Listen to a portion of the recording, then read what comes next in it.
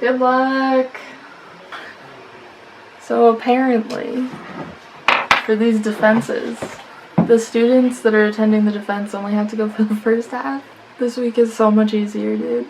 But yeah, I didn't realize that. Clearly I've not gotten ready for my own yet, because I would have seen that. I just finished the second defense that I had to go to today, which was a topic that people were a lot more baseline confused by, I think. So less eagerness to ask questions, but we got through it. I've been the first person to ask a question in both classes because I have no fear. What's up, guys? It is Wednesday. And it is the afternoon. Yesterday, I was unsure how I was going to organize the videos for this week. So, yesterday I only filmed myself doing my defense, but I've now decided that's going to be in a separate video than this, like, week 2 vlog. So, I didn't film anything else yesterday, but I did do something yesterday, which I'm going to tell you about now. I went to Walmart, and I have a haul. This is for, like, making jewelry. It's a bunch of assorted different parts, but I'm hoping to be able to figure out a way to make this necklace that's a choker that I got a little bit longer, because it has similar kind of clasps. So I think I might just make like a separate tiny little chain that I can clasp onto each side of this to make it a little bit longer. So planning to mess with that. And then I got, this has been omitted, those things, that surprise. I also got some food, including a new thing of birthday cake Oreos, which is like surprisingly really good. Like, I kind of love them. Got milk. Soy milk.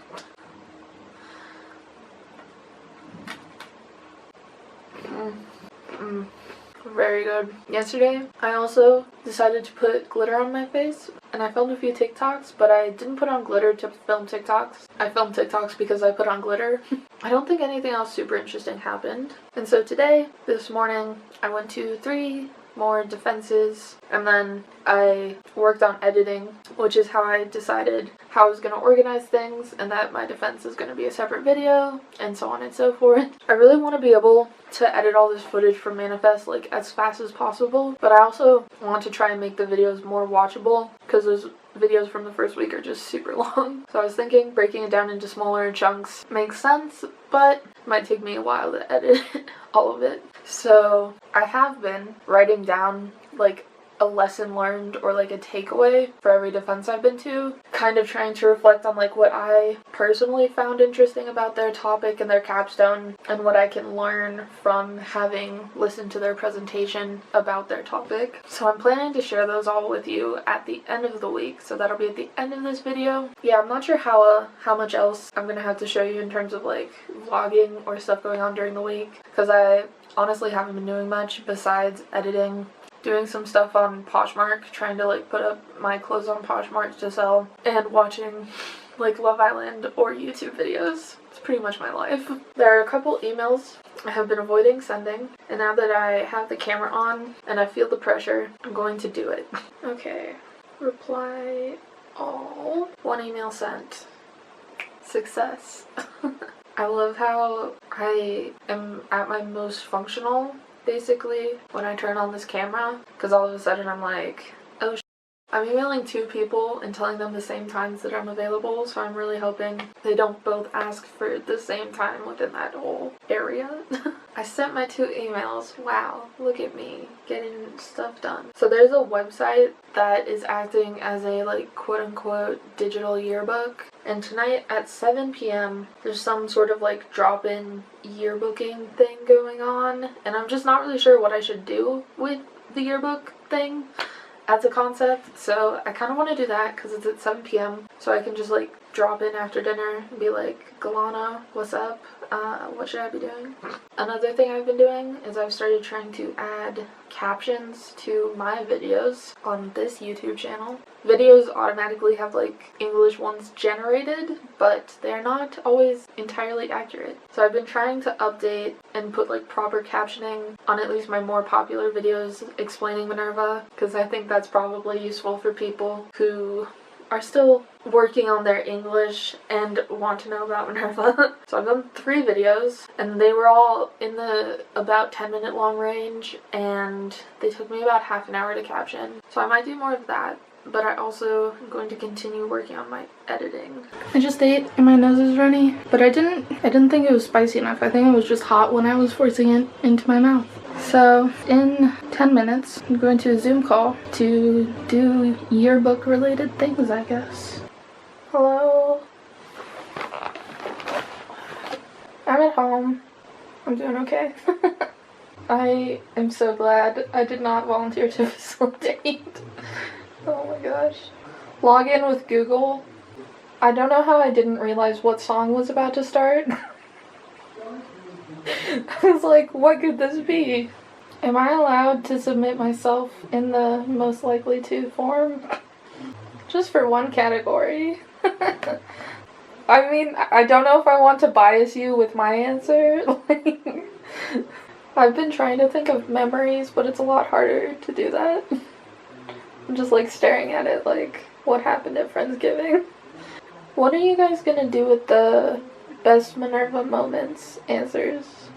I'm not sure how much detail I should put into a discontinuum memory. I guess it's just because I think a lot of discontinuum in India Buenos Aires was more legal, but also, I don't know, more disastrous in my opinion. Oh my god, I didn't know he did that. So I just finished going to classes for today, Thursday. I feel kind of crappy. So I finished editing a video earlier and I have uploaded it, which makes me feel happy. But now I'm kind of in the post-upload gross cycle where I'm like, nobody likes my video. My video is terrible. Why did I even do that? And then I'm like, I should just forget about it and make the next video. But then the next video is so far from being done that I'm just like overwhelmed. I think it's really weighing on me that I haven't heard back from because my social anxiety is just not equipped to handle this situation well. Like, I just don't know what I should do. The other thing is, supposedly, I should have gotten paid for the orientation that I went to for 4 hours. It's not like it's just that specifically stressing me out. It's more of a general crappiness. I also applied for a job today. I think I'm qualified for it, but I don't know. I don't usually get my hopes up. This is a keyboard, by the way. I'm just playing with the legs on the back of it. It's like the opposite of this morning when I was like, I'm gonna edit my video, and I just like totally zeroed in on it for an hour. Now I'm on the other side of the spectrum. Also, like, if you could not speculate about why I feel crappy or what I should do to feel better in the comments, that would be sick. That would be great if you didn't do that. So I just finished my second class today. It is Friday. But yesterday I applied to a job that's like a social media type job, but they sent me a like assessment thing, which is one of those things where they want you to answer a bunch of questions to see if your like personality matches their like culture. So I'm gonna do that now. It says it's gonna take like 15 minutes. These things always make me nervous because I don't know what they're looking for. These are the kind of questions that feel like no right answer, but then like to the company there's a right answer. I do worry about things. What does it mean to get alarmed? I don't think I get alarmed. I like to be unpredictable. No. No, I do not want to be the center of attention. I do not like poetry. What kind of...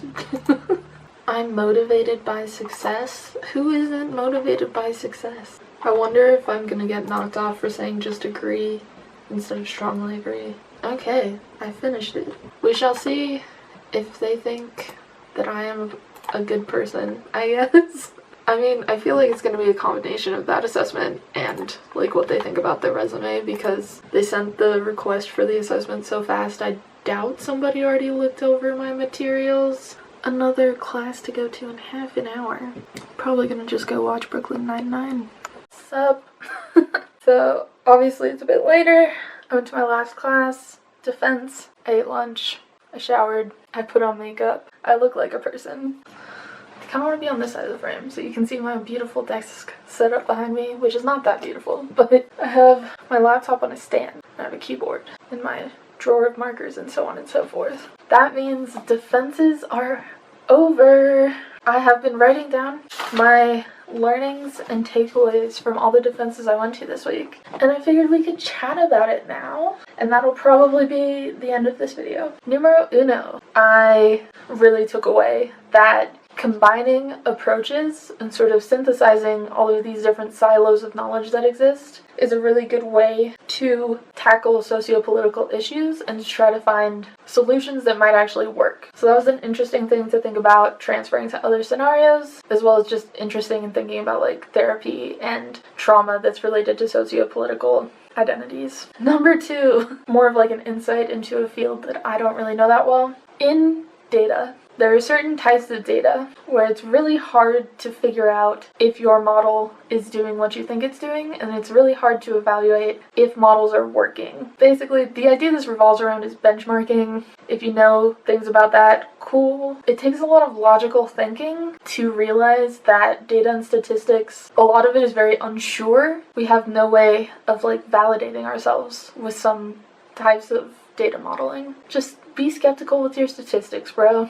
3. Science is very complicated, but it is amazing what is possible. Basically, this was somebody who did like a really deep dive into a lot of literature and came up with a proposed experiment to look into a new solution for treating certain types of pain. And I was just like mind blown at how complicated it is, but also how possible it is to find these new solutions to keep improving quality of life by experimenting. And science is cool. 4. This was a business one. The main thing that I thought was cool and a good thing to remember was that growing, in terms of a big company growing, can't just be about more stores and having like more places for people to buy your stuff. It's also about making sure that your existing locations are actually increasing their sales. He looked into this big chain where a large chunk of their stores were actually having decreasing amounts of sales. And that's a problem, even though they were opening more stores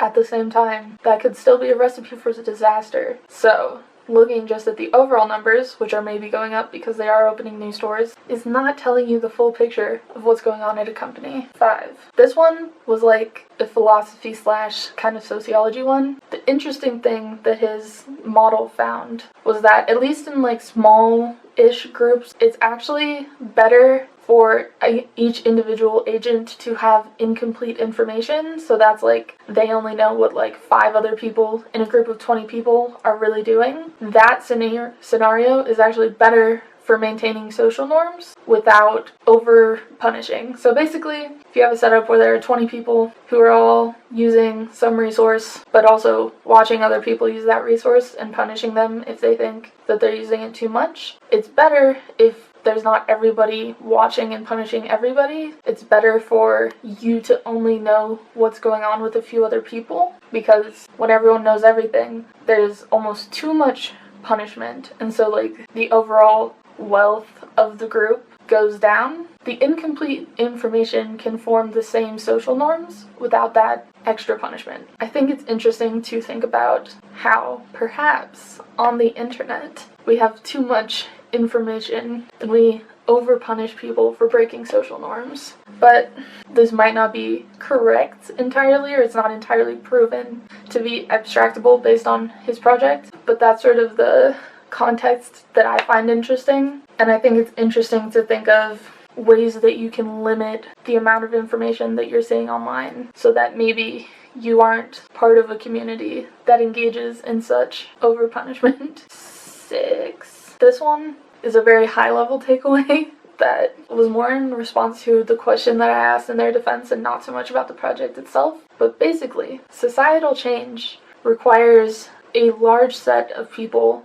with diverse expertise working together. It's a big statement, but basically her project was digging into like data and analytics and theoretical models for a problem in society, but she acknowledged that she was not the person that was going to be able to make policies based on that information. She was focusing on being able to just do really robust analysis and provide really good information that other people could use to create those policies. And this just made me think about 2 things. First, that expertise is really valuable nobody should presume to be able to solve an entire problem on their own. And second, that you need to collaborate not just with people within your field, but that it's really, really useful if you can collaborate with people who have very different perspectives in your field or work in very different parts of your field, and also people in adjacent fields. 7. Giving up on fingers. This one is also kind of high level because it's another like data and analysis type of project. Once again, in the business area, corporations are very, very resistant to change, even when that change would improve their bottom line. I think this relates to like a discounting bias where they see right now it's going to cost us time and therefore money to make this change, and they put a greater weight on that cost than all of the future benefits. Communicating that discounting bias would be really important in trying to justify changes. Maybe I just should base what size of company I want to work on whether or not I want it to be able to change quickly. 8. Thinking of culture as a legitimate sort of body of humanity, I think is really valuable, because I think people tend to take the idea of culture for granted, especially in the United States, and they don't really recognize how important it is to our lives and to our identities. And so her project was kind of about comparing biological memory to painting as a form of memory. And my main takeaway from that was just that like people tend to think that things like science-based, like cells, like encoding, DNA, that sort of stuff is somehow like more real than cultural objects like paintings, and that we tend to sort of discount the value of those cultural objects because it's a lot harder to understand how they work as a system that has an impact on us. I just liked that her comparison helped to really ground that, and I wanted to be able to take that framework to help us see the value and legitimacy of cultural objects. 9. This one was about gender, but it focused on a very different perspective than me. So tying back to that different kind of expertise, I did a lot on like the philosophy of gender, and he focused on the much more like activism side of things, I guess you could say, and like how do we persuade people to change the way that they think about gender? How do we actually get norms to change by changing how individuals think about this thing? And the main takeaway I took from that was that adverse messaging is a lot more likely to actually speak to somebody if it aligns with their existing beliefs, as opposed to challenging and fighting against their existing beliefs. That's like how I would use what he said in my own like future work with talking about gender. I also just think it's useful to think, hey, he spent all that time thinking about that, and I spent all this time thinking about this. Wouldn't it be cool if we could work together? ? I don't need to recreate his work because his work already exists. 10. I had a couple of things here that were like very peripherally related to the conversation. I was not as engaged in the topic. No offense. I love everybody. I had sort of the critical thought of, is an app the answer? Because I think you can sort of see people in tech thinking that they can solve every problem by making an app. I don't know how many apps have really solved problems in my life, so I'm very skeptical. But on the other hand, apps are like so possible to create and to distribute that it's like, maybe we should give an app a shot, because getting like government policy through or like changing behaviors in other ways is just so much harder. So I did a little bit of reflecting on the apps as a solution to all problems. One of the people actually attending the defense, so one of the other students, made a suggestion to him that basically data should be able to be shared across like corporations and sort of like permeate throughout your life without you having to interact with it. The example here being like, as somebody scans items at a checkout and then they pay with their credit card, your app gets that information and is able to match that credit card to a user to automatically keep a log of everything that they purchased. And I'm like, that sounds cool. It sounds like people might actually like that because they don't have to do as much. But it's also terrifying, the idea of our every move being so tracked and being so interconnected such that like all of these corporations, or maybe a single monopolized corporation, would know literally everything we have ever done. I mean, I know we're not far from it, but it was really a like, I think this is a dystopia moment for me. 11.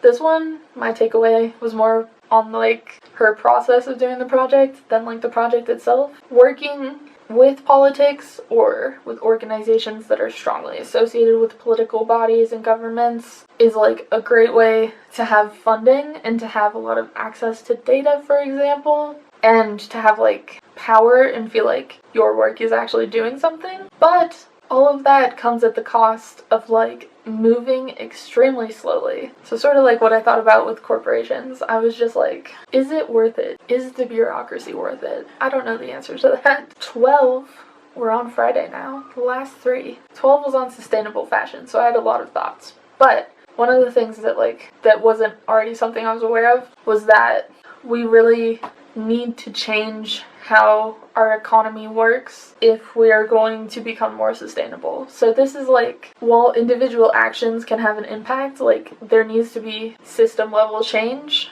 and companies can't keep working how they currently work if we're not going to use up resources and destroy the planet. But I think it is interesting to try and think about how could individual companies decide to change the way that they work to start triggering that change economically. 13. Is it ethical to have a place and a country, especially, have a brand image? So his project was about like tourism and how countries kind of brand themselves to international tourists. But I just couldn't help wondering if that could be seen as an imposition on like the rights or something of the people who live in that country. Because I feel like there's a utilitarian argument to be made that like by branding the country they're trying to bring in tourists, which will ultimately grow the economy. But is it somehow wrong for one like Instagram account to claim to represent all of Nepal when the people themselves don't necessarily have much of a say in the development of that brand? You know? The last one was about feminist politics, so also sort of related to what I did my topic on. And basically, I was like, institutionalism, feminist institutionalism. What's that? Haven't heard of her. So it was interesting to just hear her talk about like formal and informal rules. And again, that's like something that somebody else is an expert in that would complement what I'm doing, but perhaps I don't need to also become an expert in. I also had a little bit of an issue slash conundrum that I didn't get to bring up with her, which was that her conclusion was basically that we have these mental models, which are just like things that in our brain, this is how the world works, that are sort of the underlying cause. It seemed, saying the word cause is very difficult, seemed to be the cause of issues such as not as many women being involved in politics. Oh, and then another premise. Oh, I'm a philosophy person, dear God. She was then saying that the idea is of like a critical mass, and that if you get enough women just into elected positions, then they will pass more policies that have to do with women's issues. That's like another premise that she had. If you're saying before that, if we change mental models, then more women will be elected. I'm wondering, if we have already changed the mental models, do we need the policies? You feel? Like if we've already changed expectations and thinking such that it's like normal and natural for women to be involved in politics, do you think that the rest of society would not have also progressed such that policies around women's issues and women's rights might not be as necessary? This is like sort of coming from my skepticism as like politics and policies as a solution to like gender inequality. The ideas that she was going for was more that you can target mental models of women who might be interested in running for office but aren't able to do so successfully, and targeting like their mental models and the mental models of people around them who are choosing, perhaps not even realizing that they are choosing, to not support them as much as they could. By targeting that specific subset of people, you can get enough people into office to affect everyone, which I think maybe makes sense, but I'm a little skeptical of all of the causal relations being suggested here. And that is the last one. So I hope you enjoyed my takeaways from week 2 of Manifest. Thank you for watching. I hope you enjoyed my perspective on what attending defenses is like in terms of what it's made me think about and how I have found it interesting and beneficial to hear other people talk about their topics. I hope you will continue to follow me along on this Manifest journey and join me next week when I will be going to these 3-hour-long discussion sessions with both fellow students and external participants to discuss these big ideas about society and the world. That's just 3 days. The rest of next week is taking a test, which I shall not be able to really film, and doing feedback sessions at the end of the week, telling Minerva how I thought my Minerva went, which I am very excited for. So yeah, if you want to see that, stick around. Yeah, bye.